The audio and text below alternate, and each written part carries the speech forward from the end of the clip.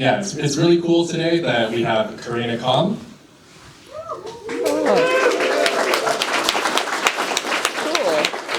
If you've been involved in game development here in Vancouver for like any amount of time, then you definitely heard from Carina at some point. Carina's been involved in the local community spaces, like running events, just being a developer, doing all sorts of things to support the local scene for many, many years. And it's a privilege to have her here to join our event as well. So before further anything else, then let's invite Carina to come speak. Welcome to the power of self-publishing. It's a direct path to fully command your game's journey from the creation all the way up into the player's hands. In other words, it is a direct-to-consumer approach. It's perfect for any community-driven studio because it skips the traditional routes and enables you to keep more profits and build real connections with your audience. So, yeah, well, self-publishing demands effort and dedication. It is a proactive approach to reap potential rewards, although it is a bit of a roller coaster, both financially and creative. Again, the rewards are quite substantial. So what you will get today is my combined experience working professionally in the games industry as a producer, establishing budgets and roadmaps and business plans for businesses and game devs at a high level. I've been doing this for about 16 years. I'm also a self-published designer. So in my opinion, self-publishing can lead to all the great things that I mentioned earlier. Moreover, the reduced overhead and the absence of intermediary parties in some ways can help you get to market a little bit faster. Subjective though. It is very appealing for a lot of developers, especially now, to consider self-publishing as an option for you. So we're going to talk about that a little bit more. So that's what you will get. What you will not get today is stories from other devs. I won't be sharing any of my anecdotes, but if you would like to hear my anecdotes and my shenanigans, do feel free to reach out to me over LinkedIn. I'm very approachable, accessible, so please feel free to do that. You will not get any step-by-step plans for how to build a team or how to pitch your game. But you will get a very macro level of how to self-publish and all the things you might need from a production perspective. Does that sound good? Yeah. Yeah. Yes. Okay, so just quick overview. This is for all of these people. If you're a grassroots developer, if you're a small studio, there are things that you will get from this presentation today. If you are more like a AA or AAA studio, this may not be so applicable to you. However, if you are looking to start a new business, you will still get something from today. So from a quick show of hands, how many people here have self-published a game before? Keep your hands up. Does putting it on itch.io count? Yes, yes, it does count.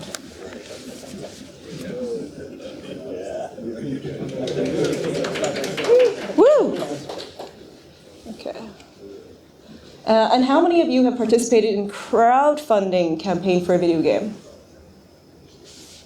Participated, yes. Like donate, like give yes, money to? yes, like you gave money to help support another project. Yes, come on, yes, yes. Nice. Okay, that's great. How many people here have contributed feedback to a game that was in development through a crowdfunding campaign?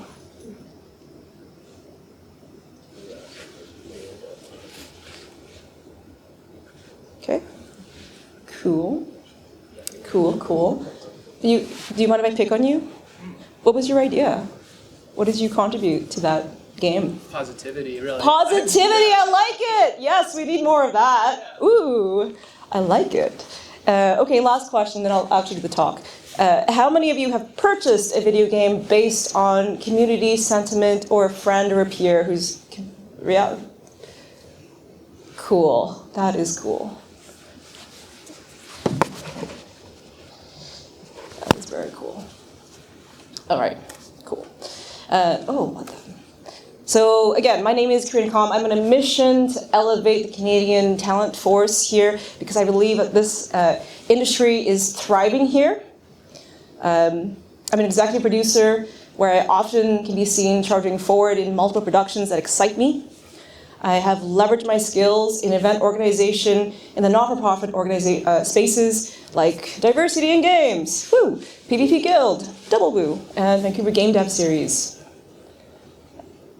Over the last decade, I've learned so much from the community, and I'm so excited to announce the launch of my video game studio, Simply Sweet Games. We will be hiring in the summer, so please do follow me on LinkedIn and check it out so we can stay in touch.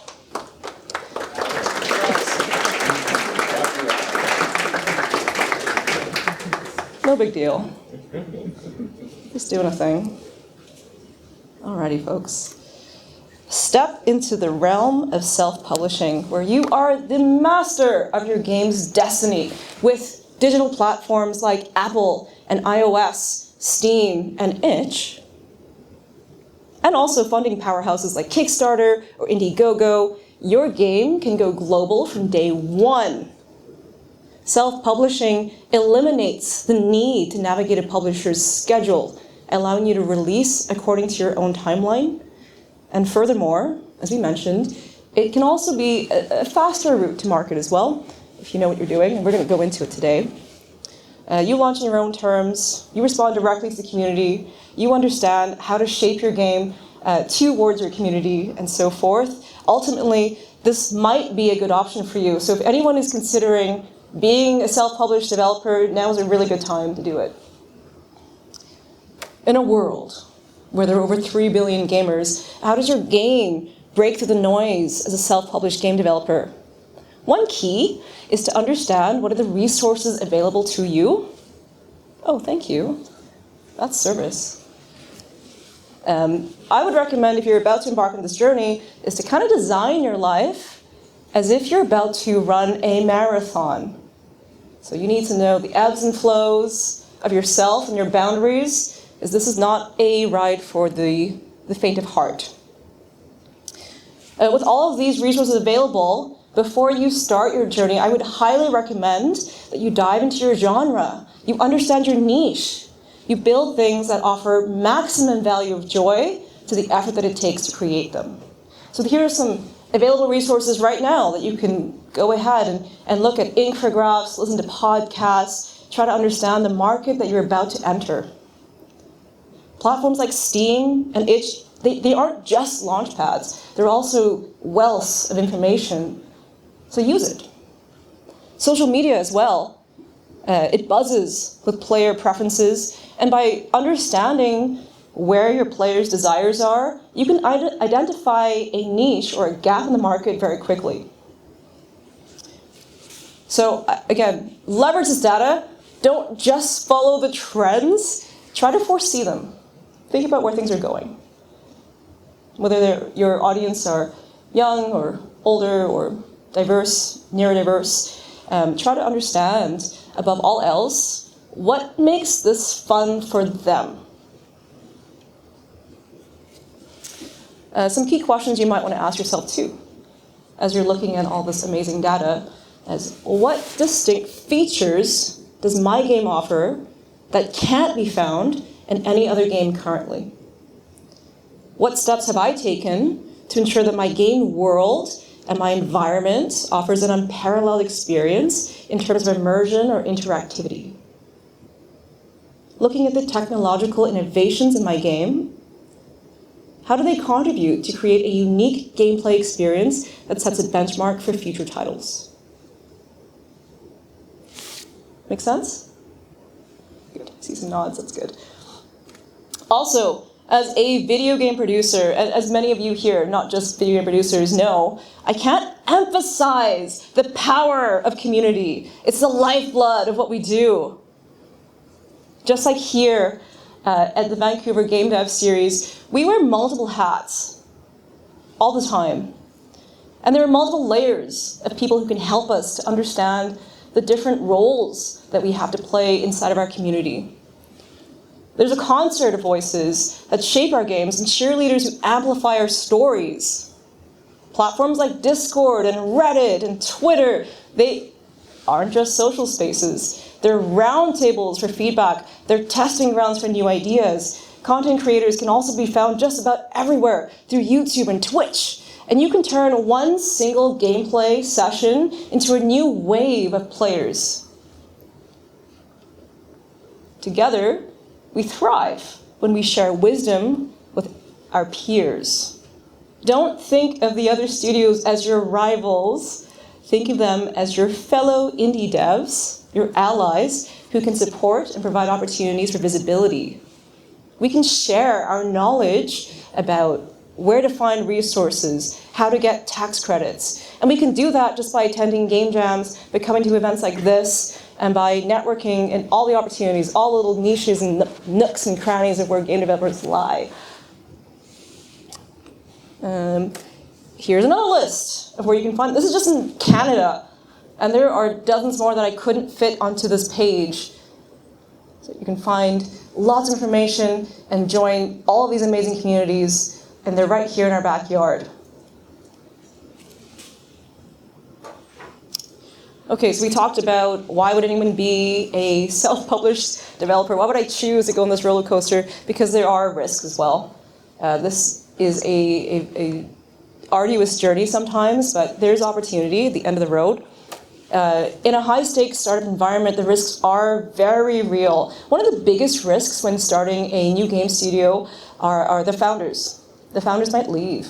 For example, I have a new game studio, and I have to now worry that my founder might leave and take 40% of the company with them.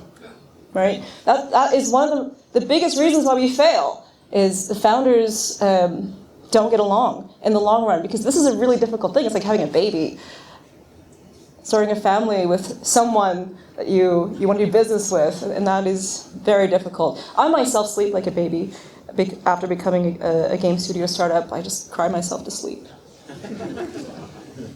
I'm just kidding. I don't do that. Valued team members could leave or abandon ship midway through production. That's a risk. You might not get the attention that you crave from influencers or social media. Let's not forget, and this is really important, let's not forget the mental health of our crew when we do this kind of work. This can be very haunting. I recommend, if you are a self-published developer, to take some time for yourself, set your boundaries, be very cognizant of how you're spending your time. It's very easy to be addicted to not just playing games, but making games. So consider your mental health. It's a big one there too. I also wrote Shark Attack here because it's very possible that when you are embarking on this journey, that you will encounter hostile takeovers from other companies. You might also encounter clients who don't pay you on time. Things like that. Things you wouldn't expect.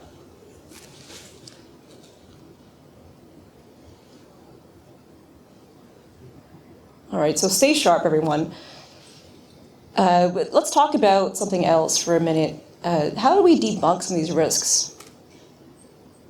Well, the first thing we have to know and realize when we are creating a game versus when we are creating a crowdfunding campaign, we use different materials to make this work.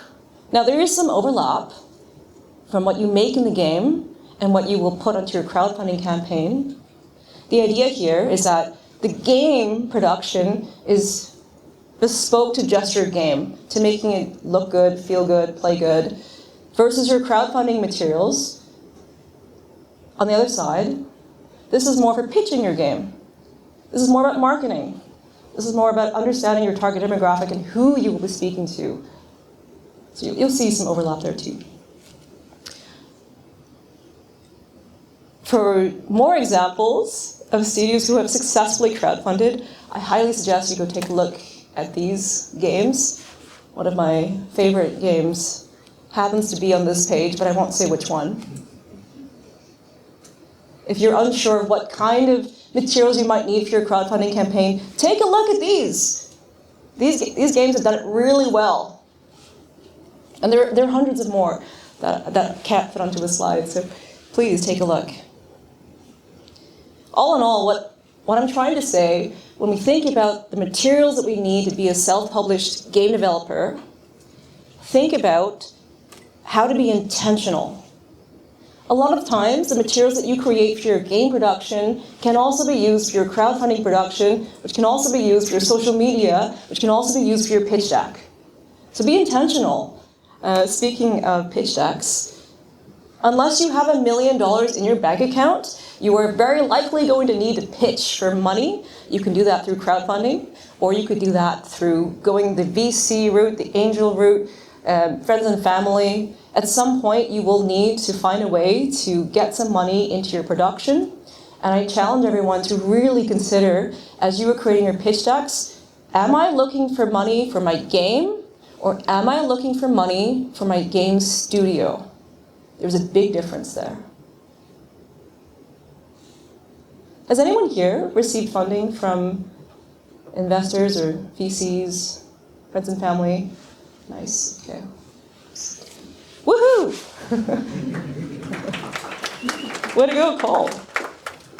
You should check out Captain Soda. Coming soon. Are you able to elaborate more on the difference? Sure. Yeah, elaborate more on the difference. And by the way, you can ask me questions. I'm happy to answer them as long as we have the time. I will do that for you. Yes. So pitching for equity in your game. That means an investor is only looking for return on investment on your game. So they have all of their best interests in the launch of your game, not your team, not your next game. Oftentimes, this comes to you'll see it in aggressive publishing deals, where a publisher might ask for about 30% from your game, right? 30% of your game minus also publishing fees and platform fees. That might be another 30%. So what are you left with? 40% left of revenue for your game versus equity in your studio. In my opinion, my humble opinion, is a better route, because that means an investor is interested in you. That means an investor is interested in the long-term success of your studio. Making a game is not so straightforward where you put money in and then money comes out. We know that. We know making video games is very wild. And to have that pressure on one single game, that could drive you into a mental state that you cannot recover from. Versus your studio, that gives you time to really think about your branding and your culture. It also allows you to ask for more money, right? So a game budget for an indie could vary wildly from anywhere from $50,000 to $500,000 to maybe even $1 million for a really, really good game. Versus your studio, where you might have a bit more flexibility and versatility to ask for a bit more money. Does that answer the question? Mostly. So the one thing I'm curious about in regards to that, it would be more like, as for the studio, it's also you're equating for like the actual like team salary, right? Yes. Not just for the first game, but even after your first game. So equity in your studio is this game and my portfolio of games, which we'll talk about in a second. Delivering fast. So when we make a game, we enter the fog of anarchy, where we don't know anything about the game. We have no technological infrastructure. The art direction is not set. We're basically clueless about what we're doing in our concept. And as we move into pre-production, production, and as we get closer to launch, the requirements of our game become a lot more simpler.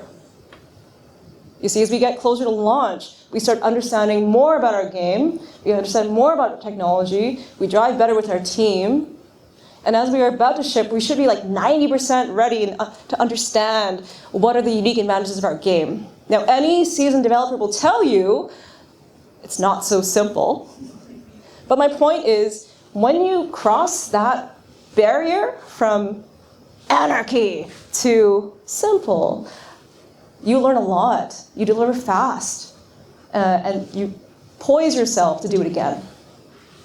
Delivering fast has many advantages in an agile life cycle. Raise of hands, who knows what agile is? It's not just move faster. That's not what agile means. Who knows? Okay, good. That's good. Good for you. As we move through our production and we deliver fast, We're creating value for our users as they are watching us from an external perspective. We start with our basic requirements, we go through our development stage, we iterate, we deploy, we listen to our users, we understand what they like, what they don't like, and then we do it again until we feel confident enough that we're ready to launch, soft launch and hard launch our game onto a platform. So delivering fast helps us close this circle of life. How do we do that? Well, it starts with a calendar. Oh, someone just groaned in the front. Oh no, a calendar. Should hire a good producer. I might know one. Delivering fast starts with a calendar. Now, why do we care about a calendar? We care about a calendar because it sets us up for future forecasting. A lot of times we don't know what we're doing when we start game development, so we have a hypothesis. I hypothesize this feature is going to make lots of money because players really like cats or horses. I hypothesize that our retention will be increased when we add this feature that includes a leaderboard, for example. I hypothesize these things. If I don't put it onto my calendar, then there's no way for me to monitor the progress of our features. There's no way for me to understand whether I was successful in that hypothesis. It's very helpful to have a schedule and a calendar because ultimately, what we look for when we are a self-published developer is not just one game that we ship to our community. We look for how do we build a portfolio of games? How do we build that brand awareness? One game is great. 2 games is better. If you're Devolver Digital, you're sitting pretty. Considering how to build a portfolio can help us identify our key performance indicators and the metrics that we're looking for overall as we start to build our brand. What are those common KPIs? Here's a list of some common ones. Raise your hand if you're familiar with one or all of these KPIs. Why did you groan? This is exciting. It's exciting stuff. I hate that I know them all. You know every single one? Yeah. Damn. What about MVP? Is MVP part of that list? MVP is not a KPI. MVP is minimum viable product. Okay. It's a type of product, but it's not a performance metric. Oh, okay. Yeah. One of your metrics for an MVP could be how long did the user spend on my MVP? Was it 5 minutes or was it 30 minutes? That's an interesting metric for you to digest and gestate and think about. Well, now I understand these KPIs. What is my hypothesis and how will I deliver that to my user to bring them the most delight? My favorite one is Fatui. Let me hear that one. Fatui. It just sounds so silly. First time user experience. And that is actually one of the most important KPIs that you will ever encounter in your game development journey. Your first time user onboarding has 5 minutes to decide whether they will stay in your game or not. I saw a hand somewhere. Yes. Can you apply any of these metrics for playtesting, or is it only for internships? That's a good question. Yeah, can you apply these for playtesting, or is it just for after launch? Yes. Good question, Amora. You can. They won't be like average revenue per user. No, some of these will not apply during playtesting, but you can still find some other metrics that could help you. I've often playtested, and I've asked people as I'm playtesting, how much would you pay for this game? Right? And that's a simple question, and you just write it down. These KPIs are extremely important to us, even if you don't find them important. They are very important to us because of brand advocacy. What we're doing when we launch a game is we're looking for our super fans. We're looking to build a brand. Once we find our super fans, they will go to the edge of the world with you. And that's important. As the market shifts, When you have a super fan, they will stay with you. When you create a post, they will like it, they will share it, they will give you more increased visibility. They are the people that you must listen to. So obviously, if you're a developer, you don't count as a super fan.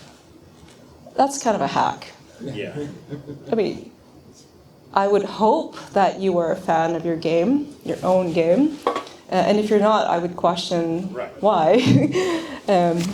When you have super fans, it's much easier to ask yourself, answer, how many players respond positively to my brand and my content.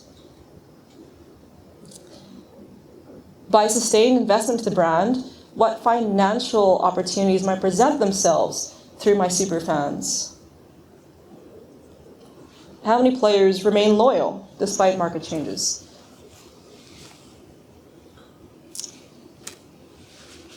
I get asked this quite a bit. How do I price my game? I can't tell you the answer. I'm sorry, there's just no silver bullet here. I can tell you the average price on Steam for a game is about $15 US. But of course, this can vary depending on the type of game you have, your business model, and how much you need to live. I have met developers who have spent 10 years working on their game, and they're releasing it for less than $5 because they don't care to make money. Right? They have a day job. And that's fine. That comes back to, what are my values? How do I price my game based on my values? What I can share with you, however, is some medium CPI. CPI is the cost per install for a premium game on mobile or iOS, Android. Right now it's quite expensive to market to someone on Apple, just under $5 American. Right, that means I'm spending $5 to get one person to install my game, and that is irrelevant of how much they spend on my game. I'm already in the hole. And you have to think about these things. We have to think about these things because in the long run, becoming a self-published developer means that we have to put on our business hat, and we have to understand, if we can continue to be successful with this one game, how will I make my second game? This is an example of something called a profit and loss Excel sheet. Raise of hands. Who's seen one of these before? P&L. Of course you have. Oh, great. Wow. Good job. Good job. It's really important to have a schedule. It's really important to have a P&L so that you can make sure, you can rest assured that you have money to pay yourself and your team, and you don't fall into the pits of despair of making a game. All right, cool, done. I'm done.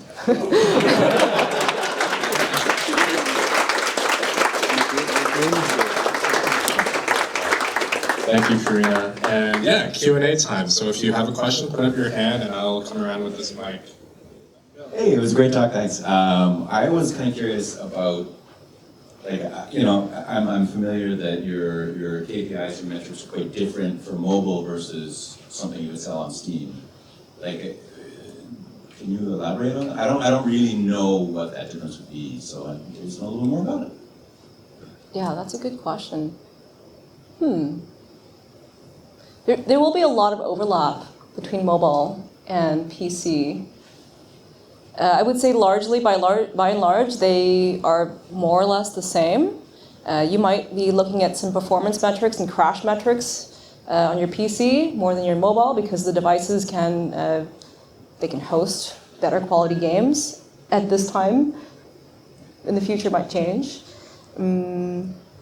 Let me think about it some more. I get back to you. Yeah, that's a really good question, and I know there are some nuances. I don't have them on top of my head. Good question. Google, right? Sure. At Google. Thanks for the presentation. It's really great ideas. Part of, to elaborate on the KPI thing, have you worked with your teams, or have you had to have that discussion with team members about, hey, we need to put some development time into metric tracking and putting the analytics in the game program, so we know when users hit this level, do this event, I've been on the engineering side of that, but now from a business perspective, how do you kind of figure out how much time to spend on those analytics before just saying like, okay, that's enough, let's launch. Right. Okay. Now I understand why you groaned earlier. So what is your lead time? Yeah, I personally wouldn't make any decisions without at least 30 days, 15 to 30 days worth of data. Because when you start reading these metrics, it's best not to react. It's best to understand what happened, why did it happen, what is likely to happen in the future, how can I impact that?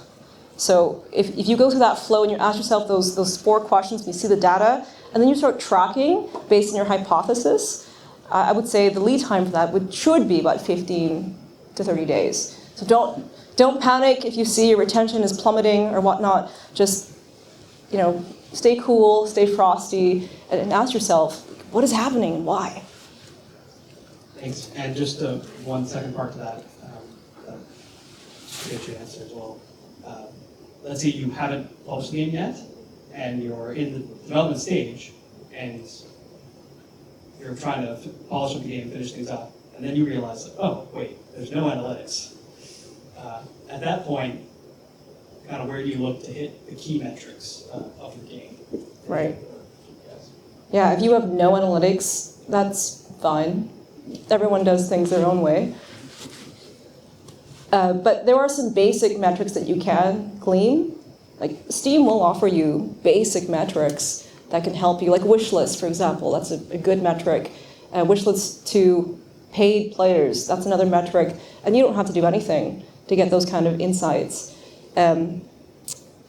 If you have a mobile game and you have no metrics, I'm pretty sure Apple will give you a little bit of metrics too.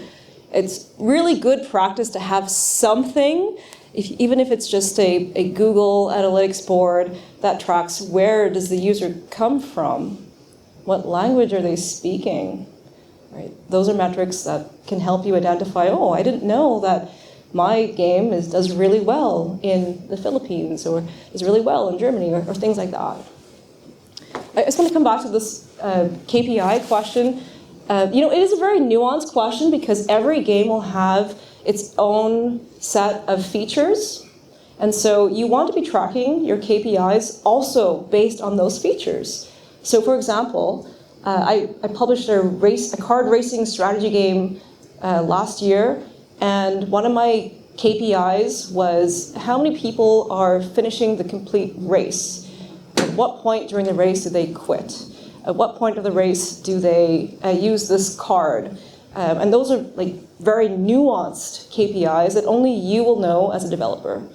But by and large, where they're from, what language they speak, what is their age, are they staying past day 3, are they staying past day 30? Those ones, the larger ones, should stay the same between platforms, but in terms of your game, you kind of have to think about what is important to me, what was I hypothesizing at that time? I guess, one of the things I'm curious about is, one of the things I'm curious about there is that, on a Steam game, unless you're doing a battle pass or something, you have a one-time expense, right? The revenue per user is probably one fixed number per user. Whereas a mobile game might be some kind of a treadmill, right? So it's like that the business model is just so different. I don't know much about how that works. Yeah, sure. Let's talk after. Yeah. I saw another question somewhere here. Yeah. So I guess my only thing I'm curious about is with regards to, you're saying, self-publishing versus, getting a publisher. But if say you're trying to get the funding, to get the game, for the, like you said, to help with the development, and then I guess it makes sense to kind of in some ways wait for them to help take action, but how often have you seen it where maybe the person in the indie game dev team at least will, considering at least, like I say, put it on Steam or put it on itch, and if that qualifies as a form of publishing, but in terms of actually building and managing the revenue after it's on that platform, and like you say, using metrics to track, okay, how many sales am I getting from North America versus globally, right? And if I need that external publisher to grow it from something that might be only like regional access to like global access, right? I don't know if that makes sense to you, but Misha, what are you trying to ask? like, okay, like basically, in your perspective, does it make sense that when if you're an indie developer putting the game out on like Steam or Itch first, like you say, self-publishing, I guess, and then you get an extra publisher like involved, like more officially speaking, or I don't know if that would even be their role, but like someone to help track and monetize, or maybe that's a different like role in itself, I don't know, but. Okay, let me try to rephrase it. So, wait, no, I lost it. Kind of example. Like Dwarf Fortress had the game on the internet for a long time by themselves, and KitFox came out as a publisher to help them like localize it in other countries and put like a fancier graphics layer over it. Yeah, I think That's that's sort of more like what I'm Yeah. asking about. Okay, so once you have a self-published game on a platform, what is the incentive to partner with a publisher? Or like where in your development? To grow the audience and get more revenue potentially. Right. Or do you rely solely on the revenue from that person that's trying to help fund the game, like a VC or whatever? Well, my quick advice is to try to do it by yourself for as long as possible, but be effective with your money. The advantages of working with a publisher are that you, as a self-published developer, don't have access to all the resources in the world.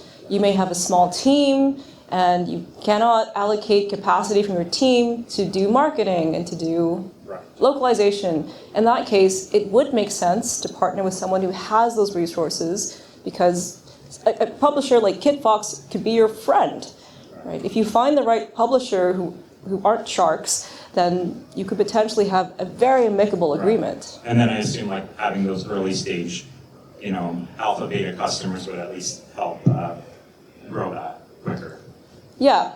Once you have a game shipped onto any platform, you get market intelligence. You get your KPIs. You understand your hypothesis. When you understand all of that, it makes it significantly easier to approach a publisher because you have leverage. And that's really important when you're talking to a publisher. If you have not published anything, you have zero leverage. The publisher does not know whether your game will be successful, but when you have it published, it's very easy to see whether this game will be a hit or a not. With a question back? We have time for like one more. Thank you for your insights. I wanted to ask you a little bit more specific about the investment for opening a studio, not specifically making a specific product, but a team creating a studio by itself, and then in the long run having enough investment to work on different projects. How would I find investors for this kind of effort? That's also a very nuanced question. Depends a lot on who you are, your experience level, the maturity of your business, and things like that. So I think what you're trying to ask is like, what kind of capital would I need to start my business? A lot of indie devs start with very little in their bank account.